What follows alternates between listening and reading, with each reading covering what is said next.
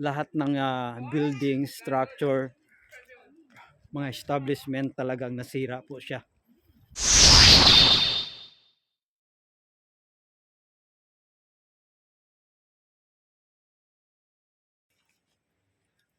Hello guys, for the second time around, we are here at Napoli, Italy, part 2.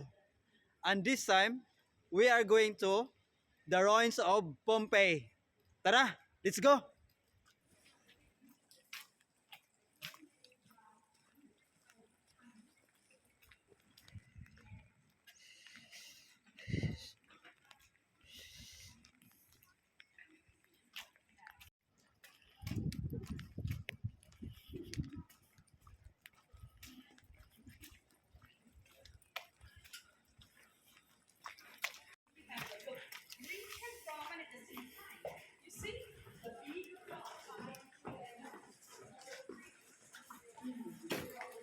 Senators, they could have more room, extra leg room, and maybe cushions to watch the show. In the middle, there was another section. You see the second section was for the three men. Careful, because I'm saying men on purpose and a lot of people.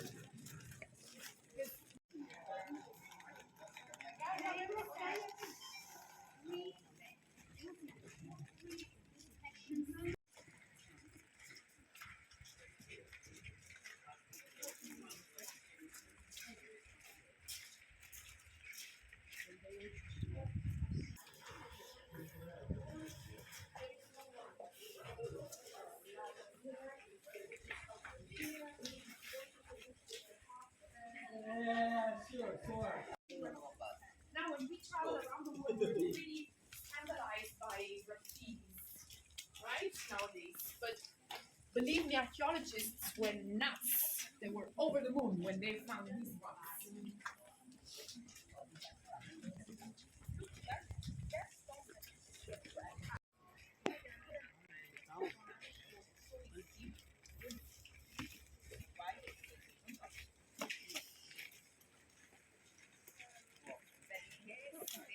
Now we see the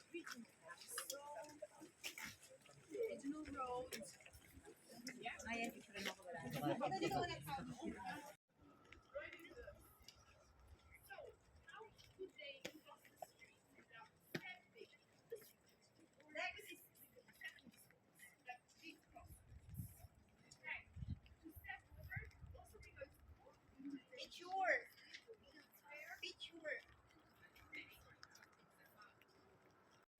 So guys, ito po yung sentro ng negosyo nila noong unang panahon. I think yung mga cubicle na to, ito yung ah,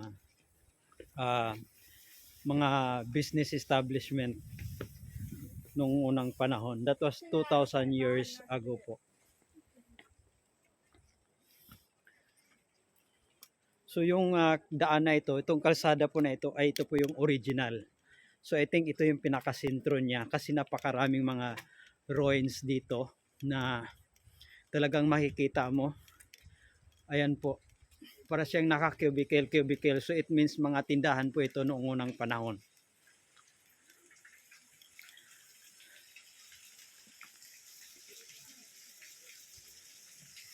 Guys, nangyari po ang pagputok ng Mount Vesuvius noong August 24, year 79 AD, or in Latin words is Anno Domini, or it's after Christ died. So itong lugar na ito ang natabunan po ng abo mula sa Mount Vesuvius ng around 14 feet. So within 15 minutes, daan-daan po ang mga taong namatay dahil sa sobrang init po ng abo na napunta dito galing po sa bulkan. So yun po ay nangyari ng around noon time, tanghali po ng August 24.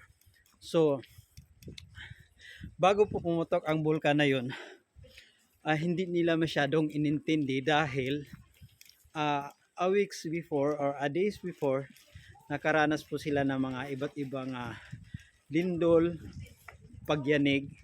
So, parang iniisip nila na normal na lang sa kanila ang sitwasyon. But, sa araw na yun, hindi nila in-expect na pumutok pala ang bulkan at biglang natapunta dito ang mga ashes, mga abo.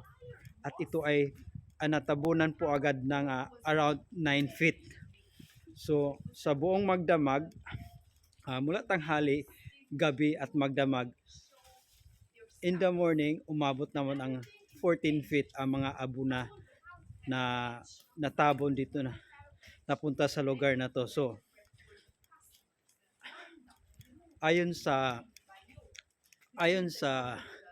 kanilang saliksik, nasa 2,000 po ang mga taong namatay dito, at yun ay still counted dahil habang sila po ay nag-i-excavate o naghuhukay, ay nakakakita pa rin sila ng mga buto ng mga tao na nalibing dito ng buhay. Kaya po ng establishment na ito. So, ayan, may hagdan po siya paakyat sa taas. It means mayroon po siyang second floor. Yan po. Ito po ay natabunan ng abo hanggang 14 feet. So, I think halos lahat po, around 2,000 na katao ang namatay po dito. At hanggang ngayon ay tuloy-tuloy pa rin ang bilang.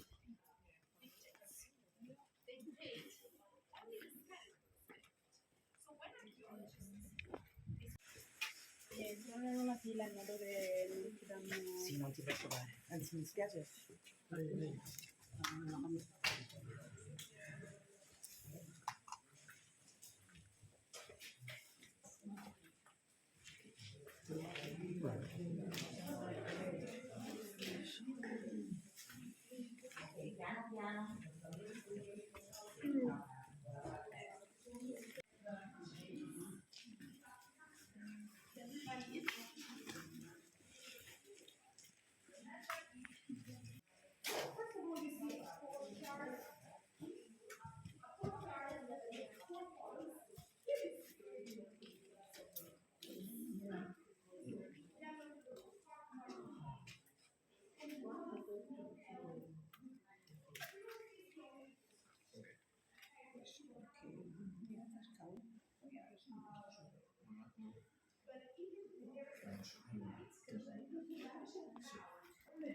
People, and in particular, the New Society, showed off. But now let's see the highlight of the house, which is the garden.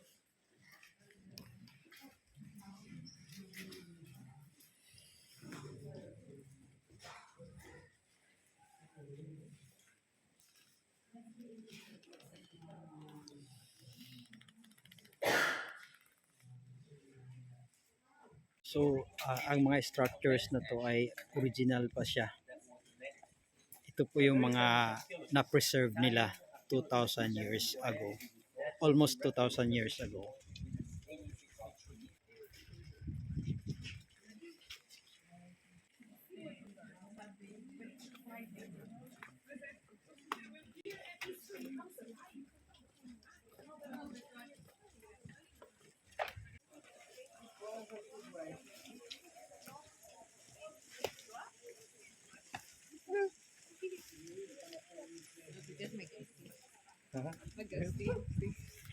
So guys, hindi ko ma-imagine kung paano nasira ng trahedya ang lugar na ito. Sobra, makikita nyo po talagang sirang-sira siya. Actually, nung panahong natabunan siya ng mga abo, hindi na po siya hinukay ng mga Romano noong panahong yon. So, tuloy, may mga iilan pong nakaligtas dito. So, ayon po sa ating tour guide, around 200 residents ang mga nakaligtas dito, nakaalis sa lugar ng ligtas. Pero tuluyan na po nilang iniwan ang lugar na to nang natabunan ng abo. So hindi na po sila nag-effort na hukayin pa o balikan pa ang mga naiwan nila sa lugar na ito. So that was the You cats can see of not only the Pompeii. cat, but also Somebody will come us. the threshold. Okay, now I know. Okay, because that's a bakery of 2,000 years ago. Oh, really? And it's interesting that you can So see the this guys mill is a bakery stones in the before. back. So they So started yan with po the yung production lutuan of pala ng flour, tinapay and noon. they concluded with selling bread. Okay, they did So all itong the ang steps lugar of na the to ay process isang in the same bakery. place. Number one, grounding grain. Okay, loaves of bread. So you can even see on the loaves of carbonized bread the marks of the slices that they used to engrave on the dough. And looking through a microscope, you can see the fingerprints of the baker left in the dough. That's crazy, and that's Yan pataas ibig sabihin up and down ng mga buildings na to. Yun nga sabi niya kanina, di ba, natanggal talaga yung mga second floor. Kasi nga, ito disgusting as we might imagine, because the sewage was constantly cleaned by running water. Now, Jesse, this is the main restaurant of the town. Que delícia, limpinho, lavava. Era um cocorico.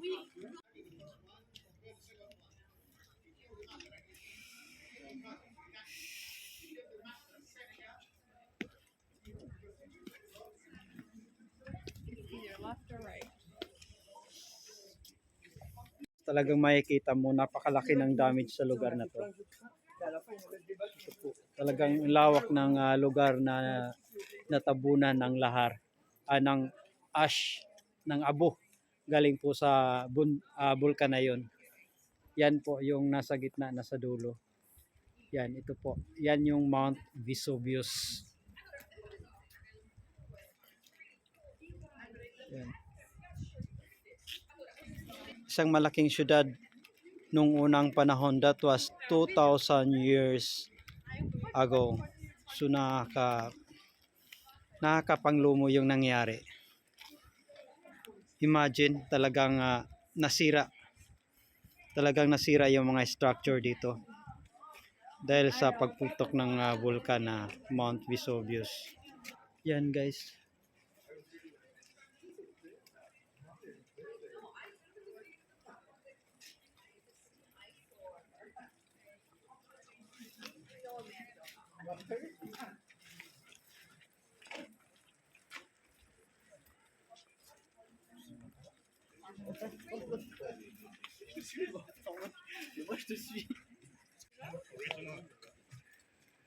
yeah, man. Aspa.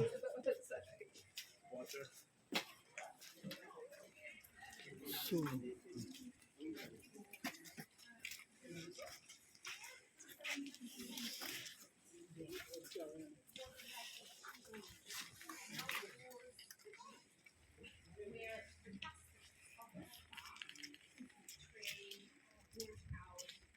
At the end of this sidewalk, there was the female section of the house.